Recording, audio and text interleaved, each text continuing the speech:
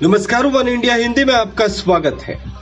रक्षा मंत्री राजनाथ सिंह डीआरडीओ द्वारा आयोजित अवार्ड समारोह में शामिल हुए, जहां उन्होंने डीआरडीओ की सराहना करते हुए कहा कि संगठन ने अपने सफल प्रयोगों के माध्यम से देश के रक्षा बलों की क्षमता बढ़ाने में मदद की है, चाहे वो मल्टी रोल फाइटर एयरक्राफ्ट तेजस हो या बैलिस्टिक मिसाइल सिस्टम या फिर रडार सिस्टम।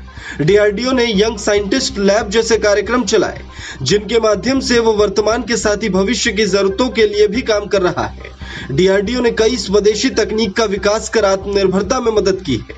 सचमुच इस एनुअल साइंटिस्ट अवार्ड सेरेमनी में भाग लेकर मुझे बेहद खुशी हुई है। सामान्यतः जब किसी को अवार्ड मिलता है तो उसको लोग बधाई देते हैं, कांग्रेचुलेट करते हैं, लेकिन मैं अपने को केवल यहीं तक सीमित नहीं रखना चाहता हूं, क्योंकि मैं जानता हूं कि हम भारत को सुपर पावर बनाना चाहते हैं। तो उसके लिए आवश्यक है कि भारत सुपर पावर बनने के लिए सुपर इकोनॉमिक पावर भी बने और साथ ही साथ सुपर मिलिट्री पावर भी बने। और उसमें मेजर कंट्रीब्यूशन यदि किसी का हो सकता है तो आप जैसे वैज्ञानिकों का हो सकता है और है।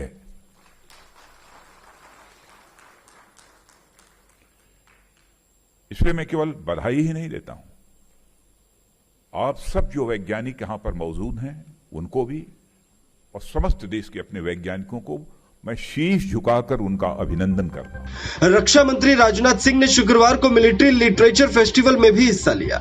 इस दौरान उन्होंने सेना और बॉर्डर से जुड़े तथ्यों को आम जन तक पहुंचाने और नई पीढ़ी के लिए तैयार करने पर जोर दिया। राजनाथ सिंह बोले कि एक और दृष्टिकोण से यह आयोजन मुझे बहुत महत्वपूर्ण लगता है। जैसे समय बदल रहा है, खतरों और युद्धों के चरित्र में भी बदलाव आ रहा है। भविष्य में और भी सुरक्षा से जुड़े मुद्दे हमारे सामने आ सकते हैं।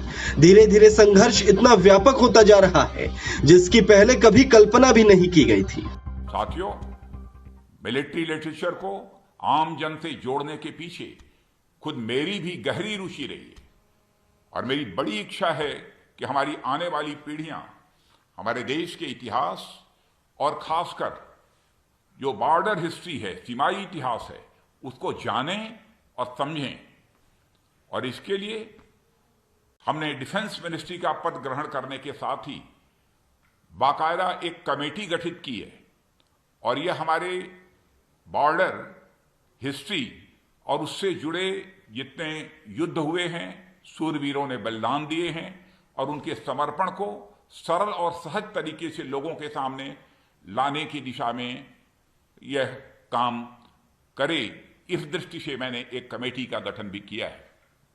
रक्षा मंत्रालय से जुड़े थिंक टैंक, मिलिट्री स्ट्रेटजी से भी जुड़ी रिसर्चेज, जर्नल्स और पीरियोडिकल्स का ऑफलाइन और ऑनलाइन ये प्रकाशन करते हैं ताकि इस विषय में रुचि रखने वाले लोगों तक ऐसी सामग्रियां मुफ्त में पहुंच सकें। साथियों, एक और दृष्टिकोण से यह आयोजन मुझे बहुत महत्वपूर्ण लगता है कि जैसे जैसे समय बदल रहा है, खतरों और युद्धों के चरित्र में भी बदलाव आ रहा है।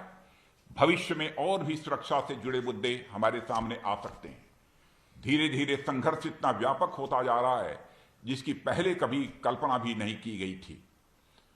साइबर स्पेस, बायोलॉजिकल और इंफॉर्मेशन डोमेन में भी अब इसकी जद में आ गए हैं।